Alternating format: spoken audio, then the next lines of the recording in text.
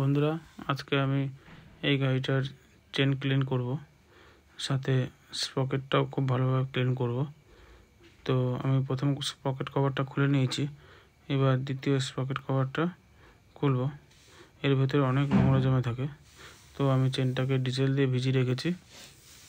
এরপরে আমি স্প্রকেট কভারটা খুলে স্প্রকেট এবং চেন দুটোকেই খুব ভালো করে পরিষ্কার করব। তো এটাকে খুব ধীরে সুস্থে খুলতে হবে, যাতে কোনো রকম প্রবলেম না হয়, কারণ এখানে আর্মেচার কেবল আছে। তো আর্মেচার কেবল ড্যামেজ হতে পারে যদি সাবধানের সঙ্গে না খোলা হয়। তো এটা খুললেই দেখতে পারবেন যে ভেতরে কতটা নোংরা জমে আছে, চেনের নোংরা। তো এটা নির্দিষ্ট কিলোমিটার অন্তর অন্তর পরিষ্কার করা বাধ্যতামূলক, তা নাহলে চেনের লাইফ অনেক কমে যাবে। তো দেখুন কতটা নোংরা ছিল, তো ভেতরে অনেক নোংরা আছে, দেখতে পারবেন। তো দেখতেই পাচ্ছেন কতটা নোংরা। তো আমি এটাকে ডিজেল মেরে নিয়েছিলাম, তো এবার জলের প্রেসারে এটাকে ওয়াশ করছি।